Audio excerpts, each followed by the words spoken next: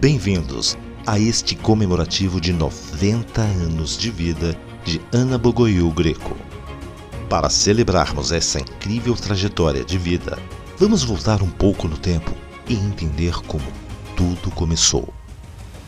A história começa por volta dos anos 1900, numa região antiga hoje não mais existente chamada Bessarábia. A Bessarábia era um grande território dominado pelo Império Russo e fazia fronteira ao leste com a Ucrânia e ao oeste com a Romênia. Entre os séculos XVIII e XIX, essa região havia recebido cerca de 400 mil imigrantes da Bulgária, que vieram pelo sul do país, refugiados da Guerra Russo-Turca, iniciada em 1812. Famílias de imigrantes búlgaros do sul do Danúbio estabeleceram-se no sul da Bessarábia, recebendo terras de ocupantes russos. Em 1829, esses colonos búlgaros fundaram uma pequena aldeia e a chamaram de Nova Troia. Os habitantes da aldeia dedicavam-se à agricultura, cultivando principalmente cereais e vinhas. Havia também pequenas criações de gado. Nessa pequena aldeia vivia Maria Pepelaskov. Nascida em 22 de agosto de 1901, Maria era a segunda de 7 filhos do casal de agricultores Boris Manuel Pepelaskov e sua esposa Maria. Ela tinha uma irmã mais velha e mais 5 irmãos homens chamados Miguel, Frederico, João, Damião e Gregório.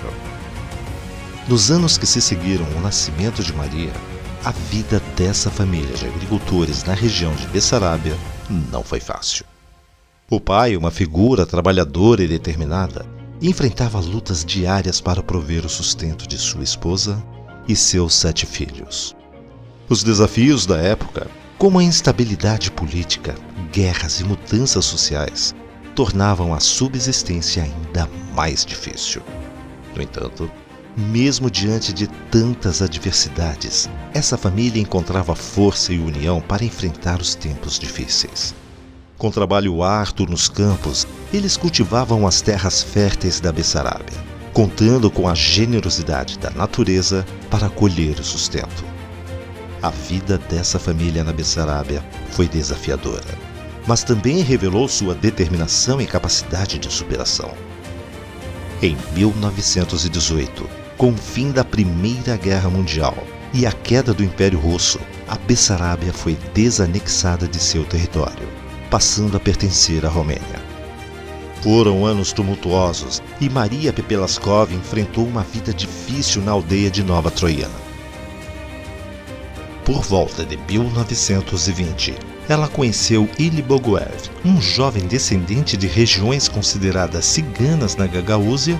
Ilie, filho único de Peter Bogoev, e Ana nasceu em Xichia, pouco mais de 6 quilômetros de Nova Troiana, vilarejo em que morava Maria. Apesar de comunidades diferentes, Maria e Ilie se apaixonaram e decidiram se casar. Assumindo o sobrenome Bogoev, Maria começou uma nova jornada ao lado de seu marido.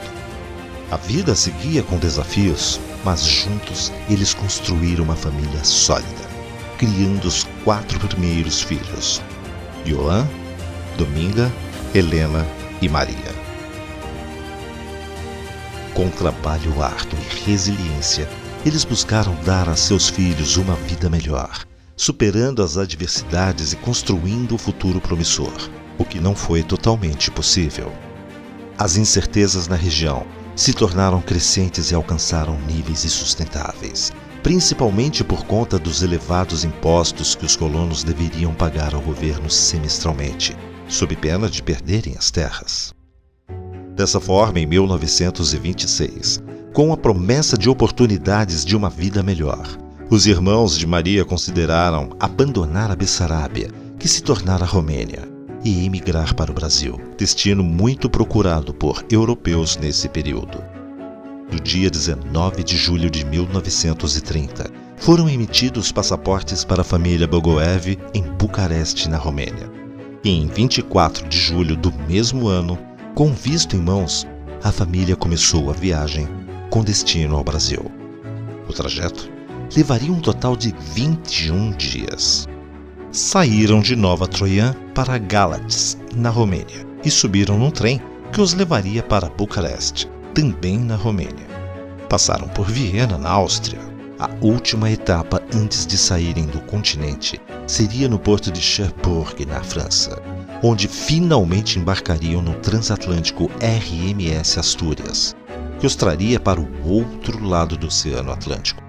A lista de passageiros do navio nos conta que na época viajaram pela terceira classe os passageiros Ilie e Maria Bogoev, de 29 anos, Domênica, de 5 anos de idade, Ioan, de 8 anos de idade, Helena, de 4 anos de idade e Maria, de 2 anos de idade. A família Bogoev estava prestes a sofrer a mudança mais drástica de suas vidas. Tendo pela frente nada a não ser o oceano, a grande maioria passava pela experiência de, pela primeira vez, entraram em embarcação daquele porte.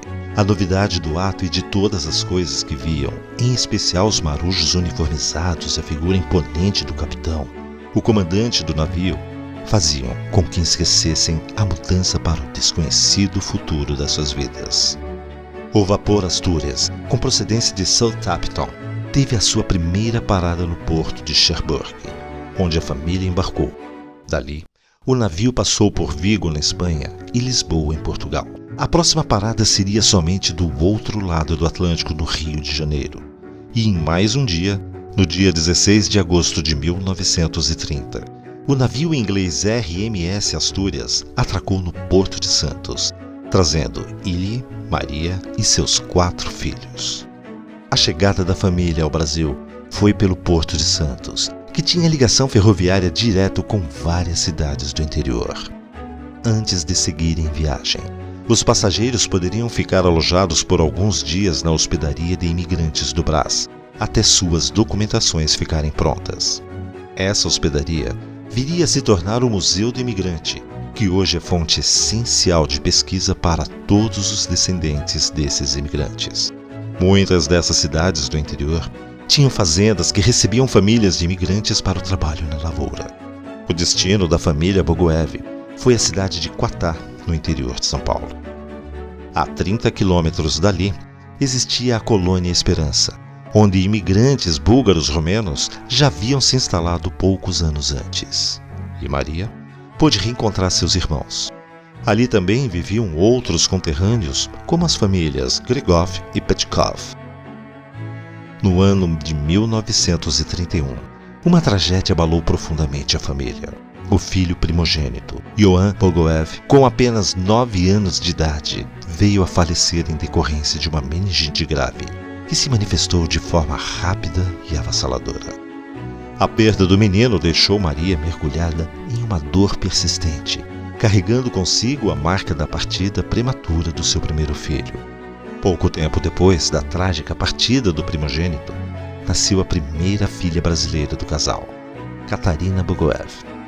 Esse novo capítulo na vida da família de Ilie e Maria representou não apenas o renascimento, mas também uma oportunidade de construir novos laços e cultivar esperanças para o futuro. Assim, mesmo diante das adversidades, a vida continuava a se desenrolar, deixando espaço para a renovação e crescimento da família. No dia 6 de janeiro de 1934, Anna Bogoiu veio ao mundo trazendo consigo a promessa de um futuro cheio de possibilidades. O parto ocorreu sob o teto familiar, como era comum na época, marcando o início da jornada da pequena Ana. Após esse evento significativo, a formalização de sua existência se deu no cartório local, onde o registro civil seria lavrado. Nesse momento, o escrivão, atento à sonoridade do idioma búlgaro, fez algumas alterações nos nomes da recém-nascida e de seu pai.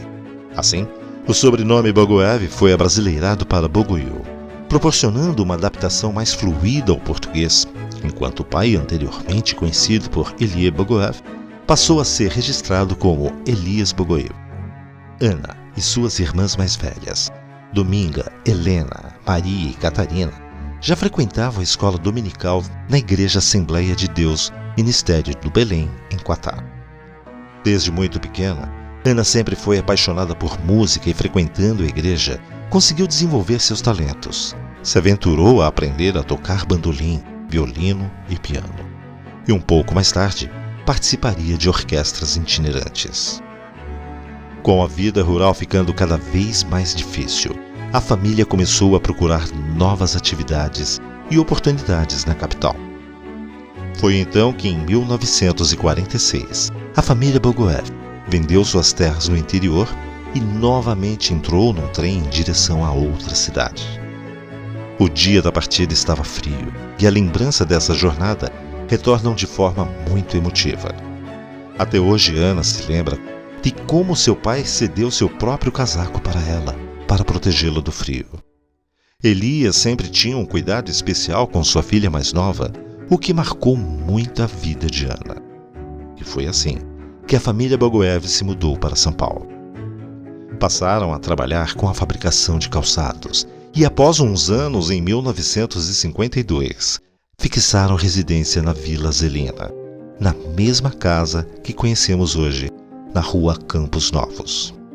A família Bogoev se integrou totalmente à vida paulistana, se desenvolvendo profissional e socialmente ao passarem a frequentar a Igreja Batista Boas Novas, uma igreja de eslavos também na Vila Zelina.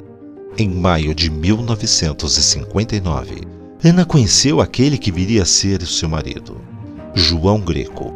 Era um jovem militar, também filho de imigrantes bessarábicos que coincidentemente viviam na colônia Esperança, em Quatá.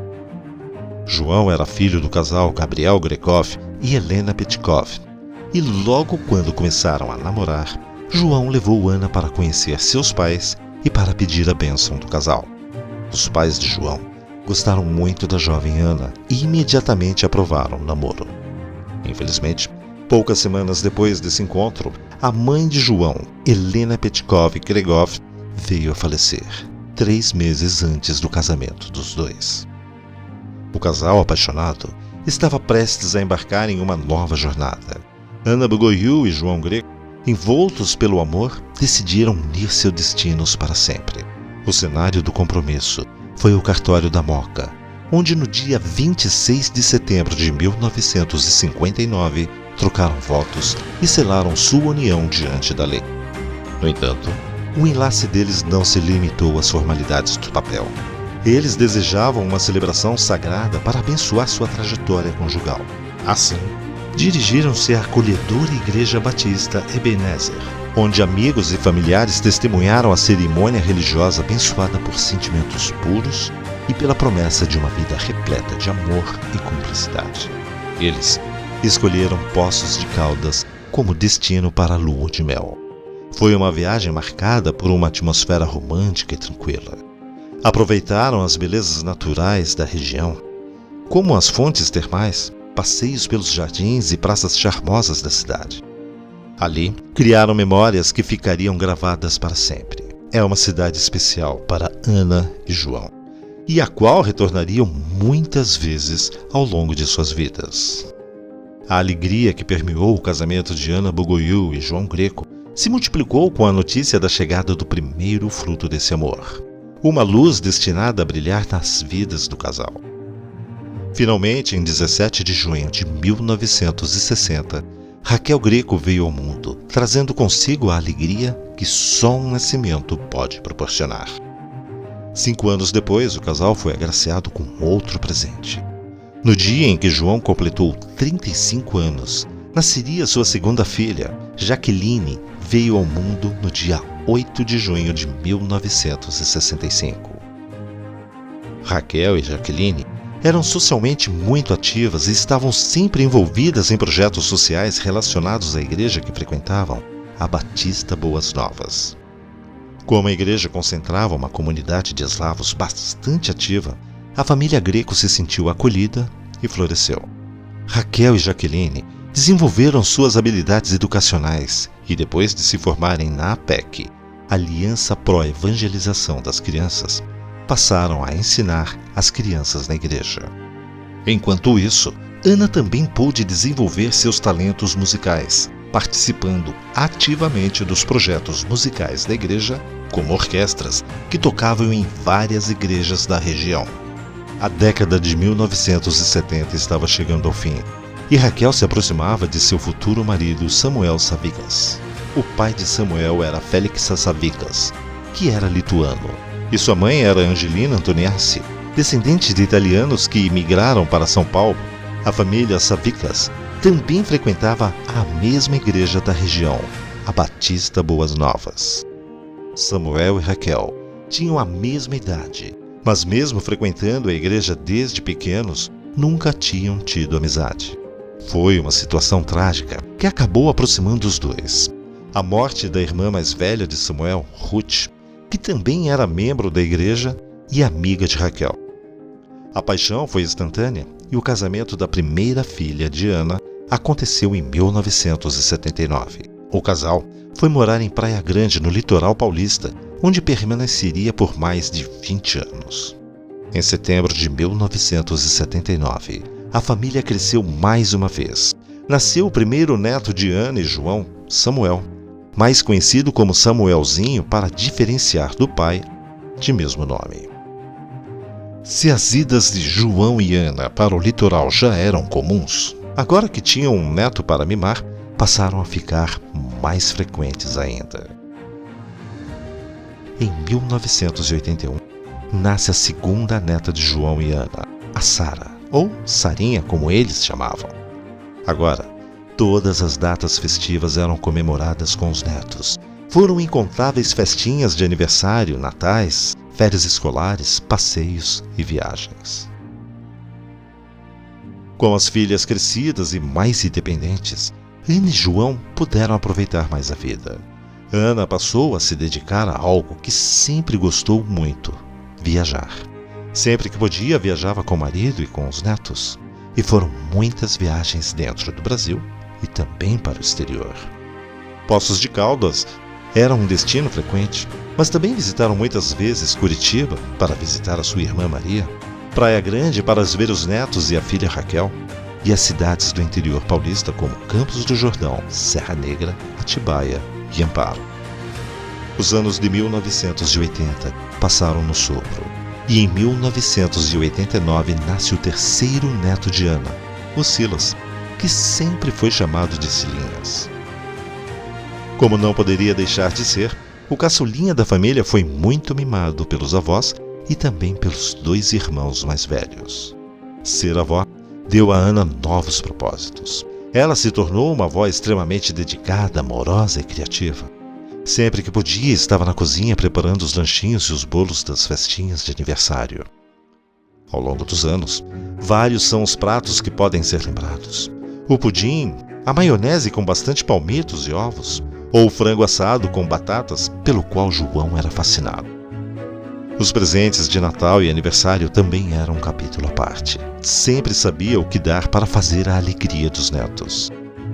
Em 1992, João já estava estabelecido como tenente da Polícia Militar e pôde realizar com Ana a primeira viagem para os Estados Unidos. Lá, estiveram na Flórida para visitar tio Jorge Petkov e sua esposa Stana e tiveram a oportunidade de conhecer a Walt Disney World, o local que marcou profundamente Ana e para onde retornou posteriormente muitas vezes com os netos e com a filha Jaqueline. As viagens não pararam mais. Com o Plano Real e a estabilização da economia brasileira em 1996, Ana conseguiu realizar o sonho de levar os 3 netos para a Disney. Foi uma viagem inesquecível de 15 dias, marcantes e inesquecíveis para Ana, seus 3 netos e sua filha Jaqueline. Em 1998, havia chegado o momento de Ana e João conhecerem a Europa.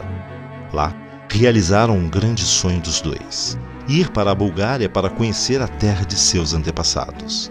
Nesta mesma viagem, também puderam visitar outros países da Europa como Itália, Portugal e Espanha. A partir dos anos 2000, mais e mais momentos da vida de Ana puderam ser registrados, que agora podiam ser mais facilmente capturados por câmeras digitais. Jaqueline, sua filha mais nova, já era empreendedora bem-sucedida e tinha uma escola de inglês. Ela frequentava uma igreja norte-americana em São Paulo, chamada Calvary, que tinha muitas ligações com missionários. Foi ali que conheceu e se apaixonou por Daniel Scott Maxwell, que fazia uma visita de negócios no Brasil. Engenheiro norte-americano e nascido na Nigéria, Daniel era filho de missionários Jonathan Alvin Maxwell e Rosalind Elva Betenga. O casamento aconteceu em maio de 2000 na Igreja Presbiteriana de Vila Prudente.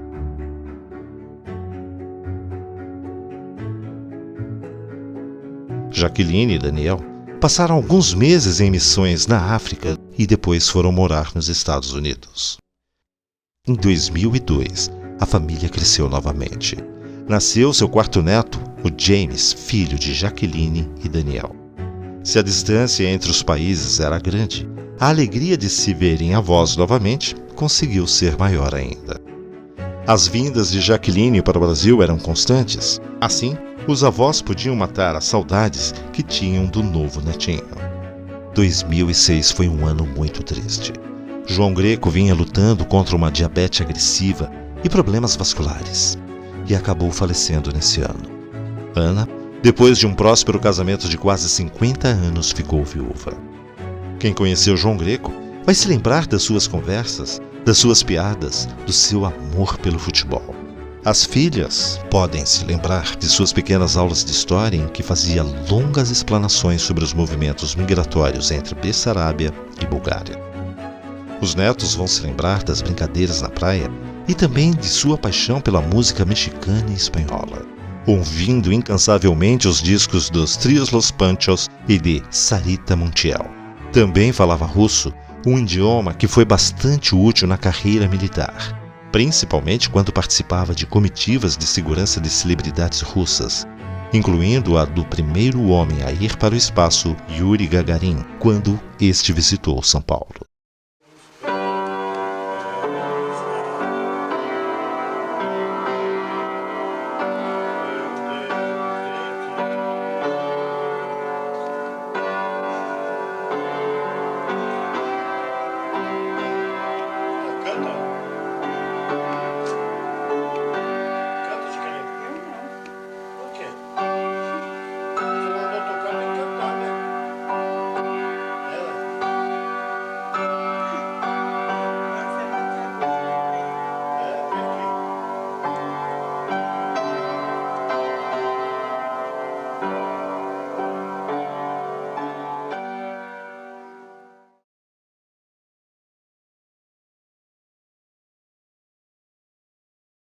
Mais tarde, em 2008, sua neta Sara se casou com Leonardo. A primeira década do século XXI terminava, mas a família continuava aumentando.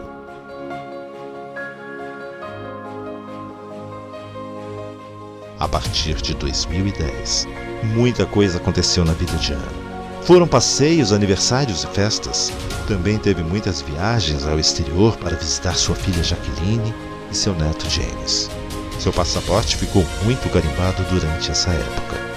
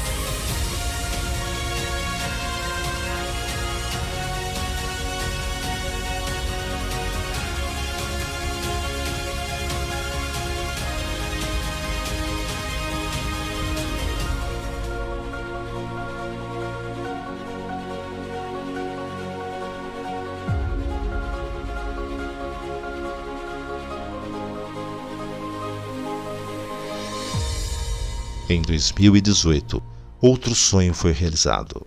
Nasceu sua primeira bisneta, a Paola, filha de Leonardo e Sara.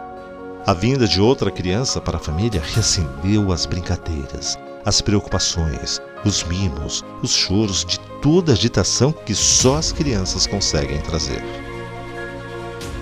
Pouco tempo depois, no dia 21 de novembro de 2020, seu neto Silas casou-se com Rodrigo, numa pequena cerimônia no cartório, e por conta da pandemia, Ana não pôde participar do casamento. Ao longo desses 90 anos, Ana demonstrou uma paixão contagiante pela vida. Seu amor pela música, suas aventuras de viagem e suas habilidades culinárias encantaram todos ao seu redor. Cada nota musical, cada jornada exploratória e cada prato delicioso são pedaços preciosos do mosaico de uma vida bem vivida. Hoje, celebramos não apenas o aniversário de Ana, mas também a riqueza de experiências e legado de amor que ela compartilha conosco. E todos nós somos testemunhas dessa história. Oi, vó, tudo bem? Eu tô aqui no navio. Eu queria te dizer feliz aniversário. Tenho muita saudade de você.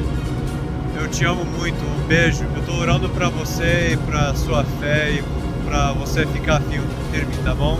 Te amo, tchau. Oi, signora Ana Bogoio Greco. Feliz aniversário de 90 anos. Desculpa, eu não falo bem português. Eu vou falar em inglês. It's amazing how long you have lived in this world. How many things of life and several continents that you've been to. Especially enduring the times with me, your son-in-law. I admire you and I respect greatly your efforts to keep our family all together. Thank you for that. May God richly bless you and may you live many other happy years in this world. Amen. Feliz aniversário. Tchau. Feliz aniversário. Deus que te abençoa e te dê bastante saúde e te guarde de todo mal. Eu amo muito você. Eu não me esqueci de você. Mas de teu aniversário. Que Deus te abençoa. E um beijo. E assim, concluímos este emocionante tributo aos 90 anos de vida da querida Ana, que traz consigo uma rica história entrelaçada com suas raízes como filha de imigrantes de origem búlgara bessarábica, e que os capítulos seguintes de sua jornada sejam tão vibrantes e cheios de alegria quanto os que passaram, e que moldaram essa extraordinária mulher que todos temos o privilégio de conhecer. Hoje é meu aniversário e eu agradeço a Deus por Ele ter me dado mais um ano de vida com saúde, porque cada aniversário que a gente faz é um presente de Deus. Então, se eu não reunir meus amigos no meu aniversário, falei, não sabemos se ano que vem vai ter. E eu agradeço muito a Deus porque eu ter conseguido. Eu agradeço a Deus pela Raquel e Samuel, porque eles têm cuidado muito de mim, têm ido no mercado, na feira, no médico. E agradeço a Deus por todas as pessoas que estão aqui, que esse ano 2023 seja um ano muito abençoado. Agradeço a todos que estão aqui. O doutor Jorge trouxe a família, o São Francisco trouxe a família, Neuza trouxe a família, o Silas, agradeço o Silas vai me liberando nisso, o Silas que fez essa festa para vocês aqui. Espero que todo mundo, a Denise, que é minha terapeuta, a Silene, que é minha cuidadora, o filho dela, o Leozinho, a Sara. Agradeço todos que estão. Se eu esqueci de nome de alguém, a Débora, que está aqui pela primeira vez, o marido dela. Muito obrigada e eu amo todos vocês. E eu quero também mandar um beijo para o James, que mora nos Estados Unidos, a Jaqueline e o Daniel, que eu amo muito eles. Que 2023 seja um ano muito abençoado, protegido por Deus. Então, todos vocês, Deus abençoe, que esperamos que no próximo ano a gente volta tudo aqui. Eu amo todos vocês. Um beijo 2023 abençoado. A gente te ama! A gente te ama!